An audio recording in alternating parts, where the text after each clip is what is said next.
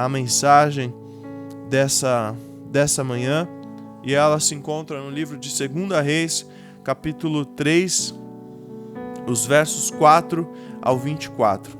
2 Reis, capítulo 3, os versos 4 ao 24.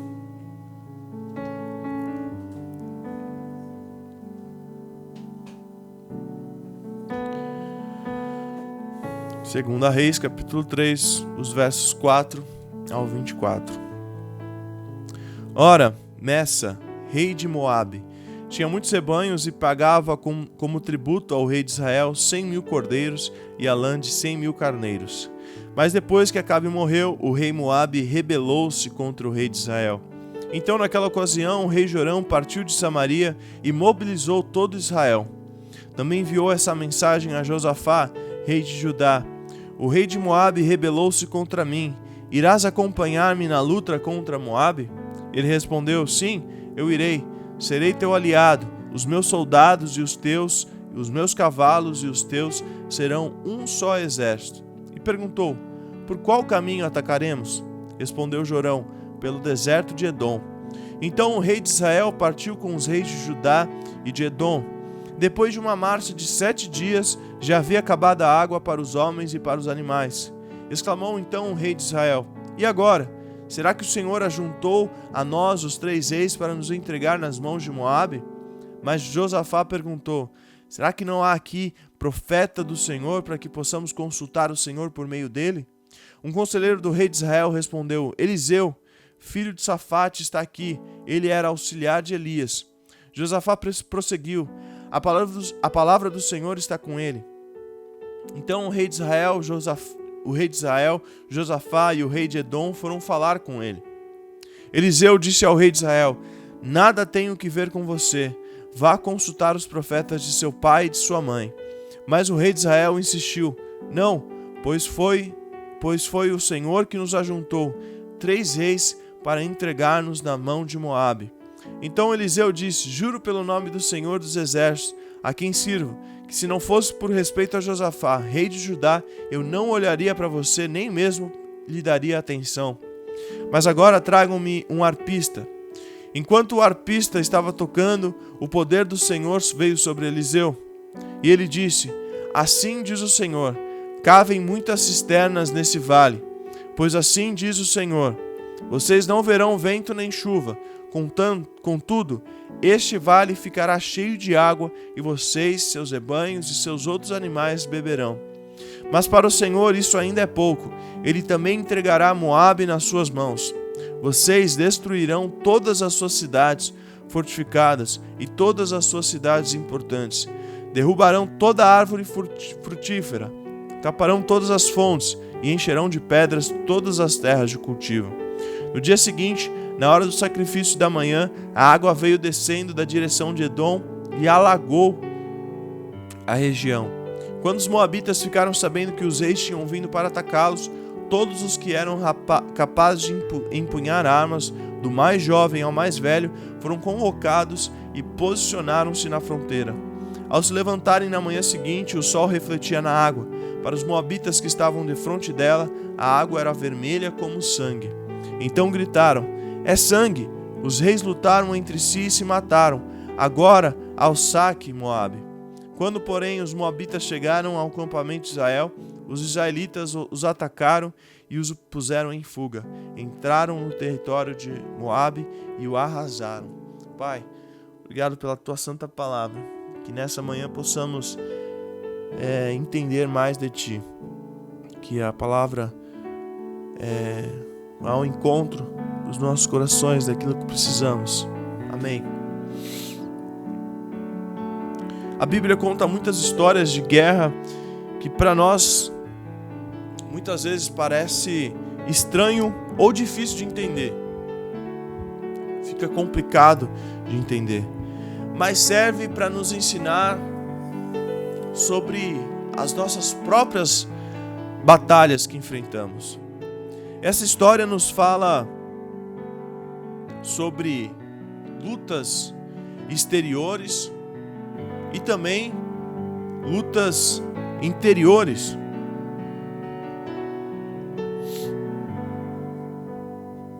Nesse tempo, Israel estava dividida em duas partes.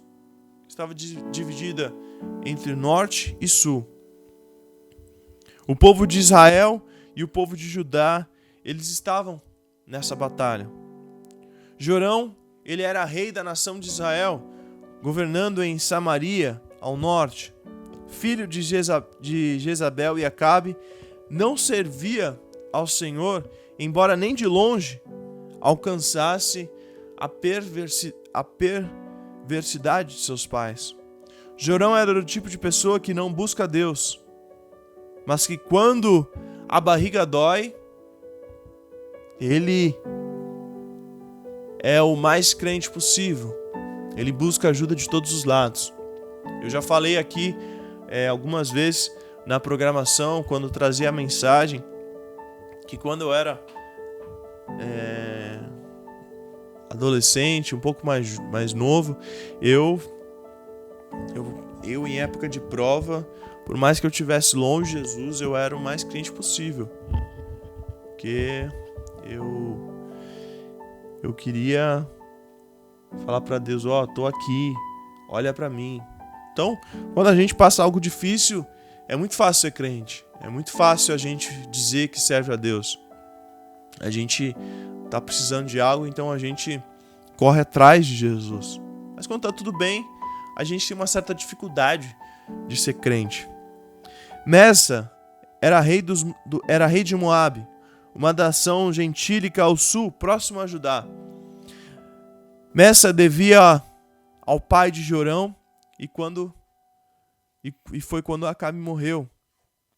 Mesa se rebelou contra Israel e, além de não pagar sua dívida, resolveu combater contra a nação. Josafá, que nós também lemos nessa manhã na história, na Bíblia, era rei de Judá ao sul de Israel. Homem temente a Deus, não tinha nada a ver com o problema de Mesa, rei de Moabe, contra Jorão, rei de Israel. Entrou nessa batalha simplesmente para ajudar a nação irmã, a nação que ficava bem próxima à nação ali que ele era rei. Sobre o rei de Edom não há muitas informações, nem mesmo conseguimos saber qual é o seu nome. Edom entrou na peleja também para ajudar Jorão, e porque escolheram usar sua fronteira ao sul de Moabe para atingir essa nação que eles foram ajudar contra na batalha. A guerra começou quando Mesa, rei de Moabe, se rebelou contra Jorão, rei de Israel, e esse pediu a ajuda de Josafá, rei de Judá, e também do rei de Edom.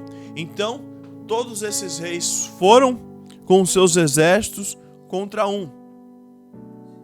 Então, 3 exércitos, 3 províncias, 3 cidades contra uma. Você ouve isso que eu acabo de dizer e você fala, o que estava com 3 exércitos ganhou fácil, foi de boa, foi tranquilo, porque eram 3 exércitos contra um. Então parecia que a batalha já estava ganha, mas ela não foi tão fácil assim.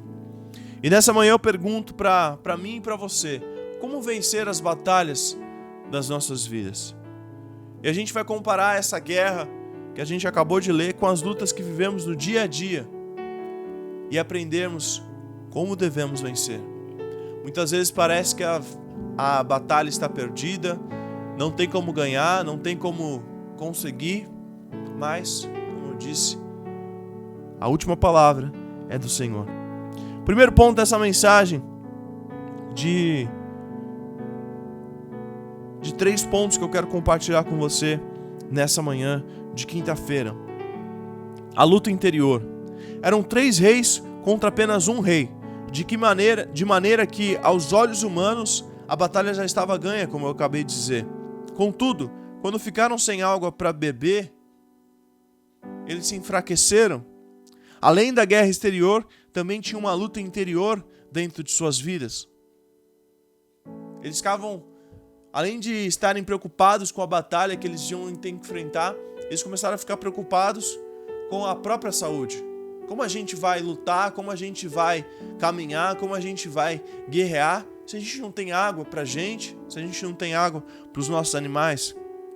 Com isso, a gente consegue entender e aprender o que fazer para vencer nossa luta interna antes de enfrentar os desafios externos, antes de enfrentar os desafios que estão diante de nós. Por exemplo, peça ajuda, mas não confie no homem. O verso 7 diz: serei como tu és, o meu povo como o teu povo, os meus cavalos como os teus cavalos. O rei Jorão chamou outros reis para guerrear com ele, e foi o primeiro a desanimar, colocando a culpa em Deus. Quando acabou a água, ele ficou reclamando. Ele culpou Deus, ele colocou: poxa, cadê esse Deus que você serve? E isso acontece porque maldito o homem que confia no homem, faz da carne mortal o seu braço e aparta o seu coração do Senhor. Nunca culpe a Deus por seus problemas. Deus, ele não é culpado dos seus problemas.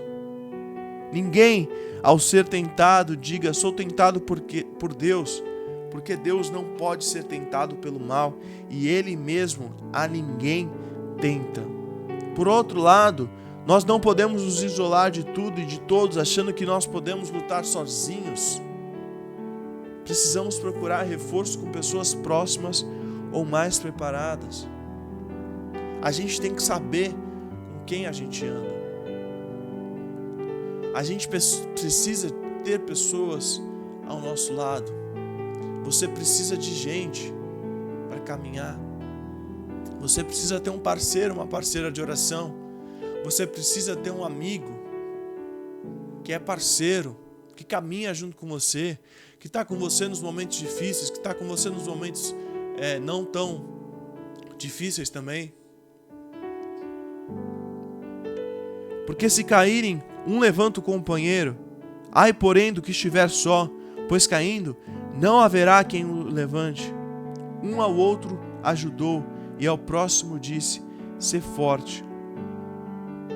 Você tem confiado no homem ou em Deus? Peça e caminhe junto com homens, mas confie plenamente somente em Deus. Ele nunca vai nos desapontar. Ele nunca vai nos desanimar. Cuidado com as escolhas erradas da sua vida. O verso 8 diz: então perguntou Jorão: por que caminho subiremos? Respondeu ele, Josafá: pelo caminho do deserto de Edom. Josafá lhe sugeriu ir pelo deserto de Edom porque seria o caminho mais perto para ele. Mas na verdade seria o caminho mais difícil. Foram combater em terreno do inimigo, uma terra estranha para eles, e quando eles estavam já há 7 dias de caminhada e não tinham mais forças para voltar atrás, começaram a desfalecer no deserto. Ou seja, aqui Josafá sugeriu um caminho que era o mais perto para ele, dos lugares que estavam ali posicionados os outros 2 reis que iam com eles. E ao invés de eles buscarem um caminho mais acessível para todos, melhor para todos, não, vamos por esse caminho aqui que é melhor. Mas era o caminho que era mais próximo a ele. Mas como a gente acabou de ver aqui, era o caminho mais difícil para se enfrentar. As escolhas que fazemos hoje determinam o nosso futuro. Não espere alguns anos para se lamentar. Deveria ter feito isso. Deveria ter feito aquilo. Se eu tivesse feito aquilo. Ontem, conversando com uma pessoa, a pessoa só se lamentava. Porque eu recebi proposta de emprego dali, e aconteceu isso e aquilo, e eu sou assim, assado, e isso também, lá. A pessoa contando diversas coisas que aconteceram na sua vida, e ela falava: nossa, era pra minha vida estar muito melhor hoje, era pra eu estar não sei o que, não estar precisando mais trabalhar hoje. As pessoas começam a se lamentar. mas foram as escolhas que ele fez lá atrás, naquele período, que determinaram o futuro dele hoje. Talvez hoje você esteja pensando em algo, uma escolha difícil que você tem que fazer,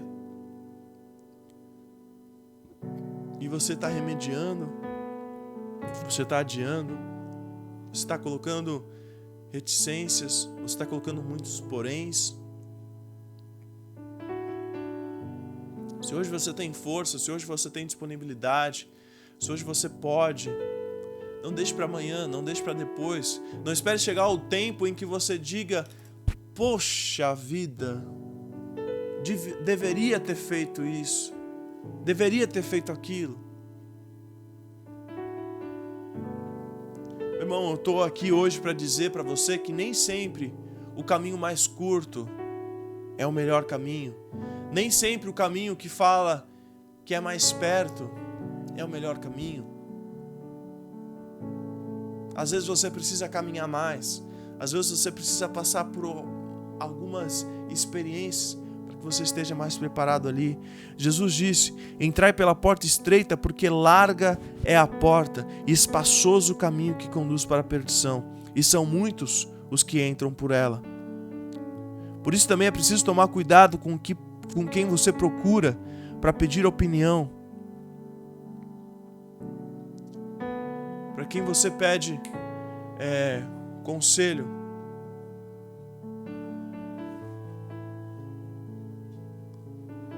Algumas pessoas fazem aquilo que é mais favorável a elas e não para você. Olham para a situação delas, olham a situação por uma ótica delas. Suas escolhas têm sido direcionadas por Deus ou por pessoas?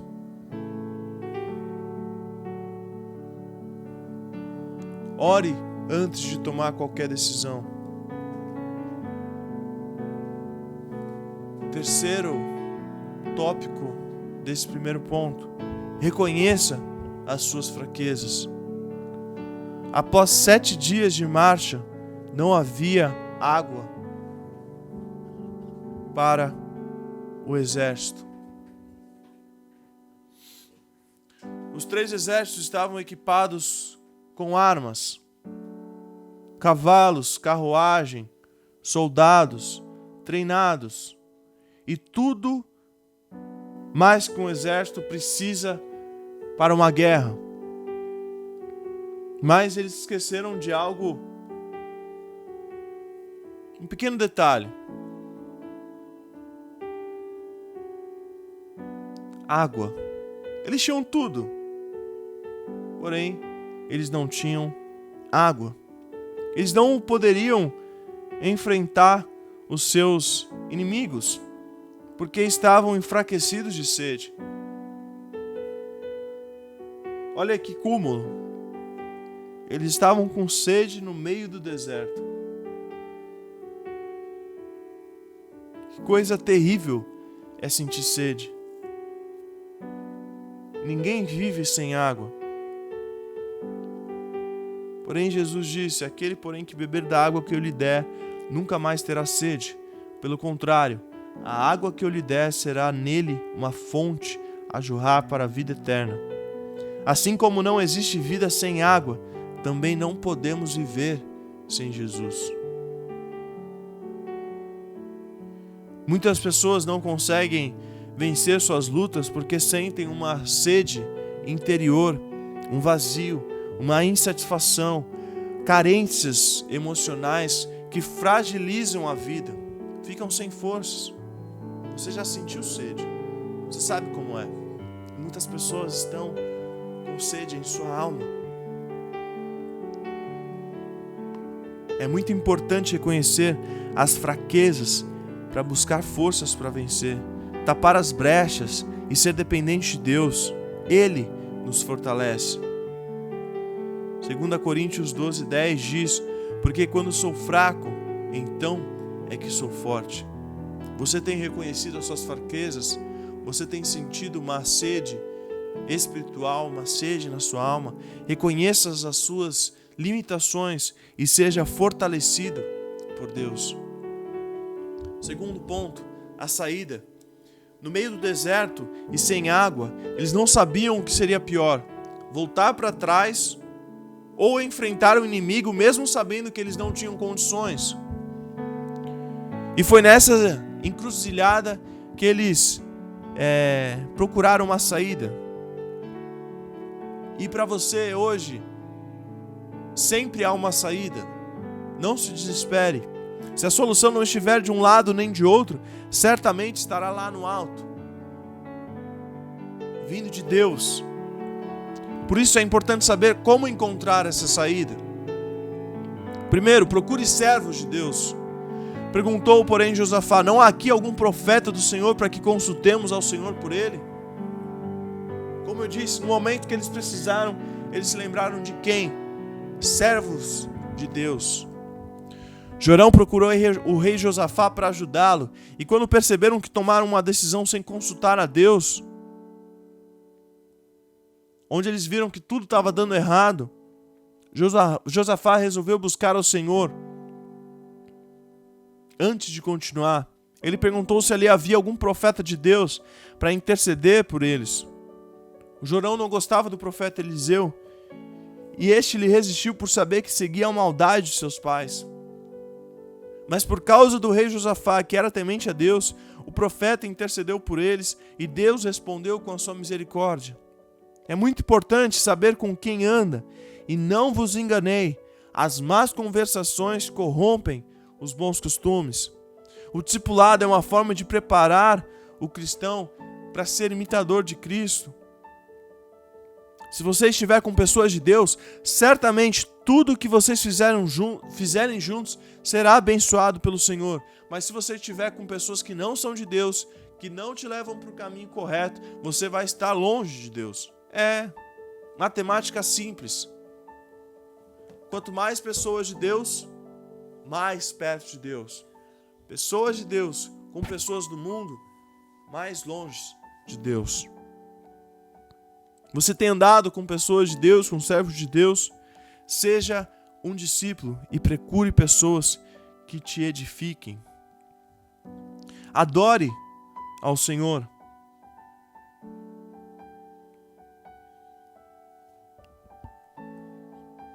Quando o arpista tocava, veio o poder de Deus sobre Eliseu. Eliseu poderia ter feito várias outras coisas, como orar, jejuar, clamar ou sacrificar, mas ele resolveu louvar a Deus. O louvor torna a alma mais sensível ao poder de Deus. O louvor é uma arma poderosa para curar, para libertar vidas. Deus habita entre os louvores. Josué adorou ao Senhor com o povo tocando trombetas ao redor de Jericó e as muralhas caíram. Gideão tocou trombetas e venceu a batalha. Davi tocava harpa e o espírito mau saiu de Saul. Isaías viu os serafins adorando ao Senhor no templo, e Paulo e Silas cantaram na prisão e foram libertos. A adoração pode ser usada em nossas batalhas como arma que derrota os maiores inimigos e fortalece aqueles que estão fracos espiritualmente. Quando estiver passando por um momento difícil, tire um tempo de adoração a Deus, louve ao Senhor, ministre na presença de Deus, ouça, cante louvores. Você tem adorado a Deus mesmo em meio a lutas? Quando não houver nada que possa fazer, adore ao Senhor e deixe que Ele conduza a situação. Esvazie-se para receber. Verso 16 e 17: fazei neste vale covas e covas, e este vale se encherá de tanta água. O profeta Eliseu, ele disse para o povo fazer muitos buracos no chão para armazenar a água que seria enviada. Se não houvesse lugar para as águas, elas seriam desperdiçadas. Deus quer agir, mas nós também precisamos fazer a nossa parte. Nós não podemos cruzar os braços. Não espere que caia do céu. É preciso buscar o Senhor de todo o coração e não apenas em parte ou com o coração cheio de ansiedade. Por isso, é preciso esvaziar-se. Um copo, por exemplo, se estiver cheio de água, precisa primeiro ser esvaziado para depois ser preenchido com outro conteúdo. Do mesmo modo, é preciso se esvaziar de si mesmo para então ser cheio da presença do Senhor. Muitas vezes a manifestação do Senhor é conforme a sua multiforme graça, não conforme a vontade do homem. Por isso o profeta disse que não sentireis vento, nem vereis chuva. Todavia este vale se encherá de tanta água, que beberei vós, o vosso gado e vossos animais. Para mostrar que como Deus age, e quando Deus age, onde e como quiser. Você tem aceitado a vontade do Senhor, como Jesus ensinou? Peça ao Espírito Santo que te convença para se arrepender dos seus pecados. Confesse seus pecados ao Senhor, receba o perdão. Vá e não peques mais. Procure fugir de toda aparência do mal. Negue-se a si mesmo. Você tem se esvaziado continuamente ou está cheio de si? Está confiante? Está com controle na mão? Esvazie-se e seja cheio da presença do Senhor. Terceiro e último ponto dessa manhã. Depois de resolver o seu pior problema, que era a falta de água, faltava ainda enfrentar os seus inimigos. Para isso também precisavam de ajuda divina. Semelhante àqueles reis em combate, também precisamos saber algumas coisas para lutarmos confiantes na vitória. Deus, Ele tem mais para mim e para você.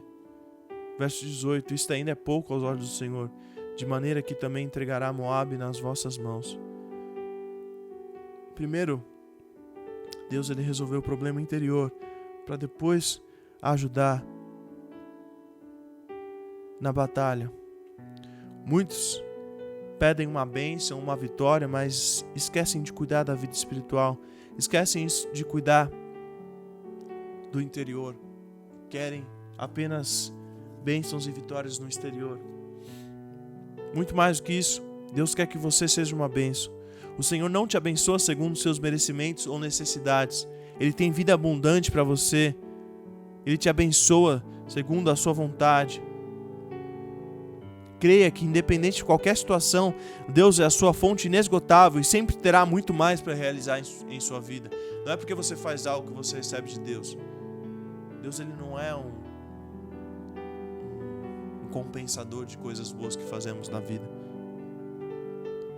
Creia que Deus tem o melhor para a sua vida sempre. Verso 20, pela manhã ao apresentar-se a oferta de manjares, eis que vinham as águas pelo caminho de Edom e a terra se encheu de água. No momento em que ofereciam a Deus uma oferta de louvor, o Senhor operou um milagre. Seria uma coincidência? Não. Deus flui na hora da oração, na hora do louvor, na hora que estivermos buscando. Quando louvamos, servimos na sua obra, oferecendo a vida em consagração pela fé em Deus. Ele opera os milagres. Jesus disse que quem crer em mim, como diz a Escritura, do seu interior fluirão rios de águas vivas. Só existe um segredo para ser abençoado pelo Senhor, é viver em oração. Deus quer fluir em sua vida, mas precisa que você ore, precisa que você busque. Por isso Jesus sempre perguntava: que queres que eu te faça? Deus tem prazer em ouvir o nosso pedido de oração. Ele sabe o que você precisa, mas Ele quer ouvir de você. Permaneça em oração, que o Senhor, Ele fluirá rios de águas vivas. O sangue de Jesus te protege. Em saindo o sol sobre as águas, viram os moabitas defronte deles, as águas vermelhas como sangue. Os inimigos acharam que o povo de Deus tinha morrido e cantaram a vitória antes da hora. Viram os poços de água no deserto e com o reflexo do sol nascente, avermelhado, pensaram que era sangue e que os três reis tinham se destruído. Mas tiveram que correr do povo de Deus. Este sinal simboliza que quando o inimigo olha para o servo de Deus, ele vê sobre nós o sangue de Jesus, a imagem de Jesus. Esse sangue foi derramado para perdão, cura, libertação e principalmente salvação de todas as pessoas. quando você finalmente reconhece a presença de Deus fluindo em sua vida, o inimigo não pode te derrotar, porque você está protegido pelo sangue de Jesus. Se estiver no meio de uma batalha, não lute com armas carnais, com a sua capacidade e vontade apenas. Efésios 6,12 diz: porque a nossa luta não é contra o sangue e a carne, e sim contra os principados e potestades, contra os dominadores desse mundo tenebroso, contra as forças espirituais do mal nas regiões celestiais. Glória a Deus pela sua palavra, glória a Deus. Não combata as pessoas, ore, interceda, profetize sobre as suas vidas. Lembre-se que você tem uma arma poderosa em suas mãos. A batalha está difícil demais. Lembre-se quem te amou. Lembre-se quem está do seu lado e clame pelo sangue de Jesus sobre a sua vida. O Senhor, Ele te dá vitória nas batalhas. Muitas lutas que enfrentamos e não conseguimos vencer é porque há dentro de nós um problema, uma sede interior, que só pode ser saciada por Deus, por Jesus. Por isso é tão importante procurar pessoas que sejam servas de Deus.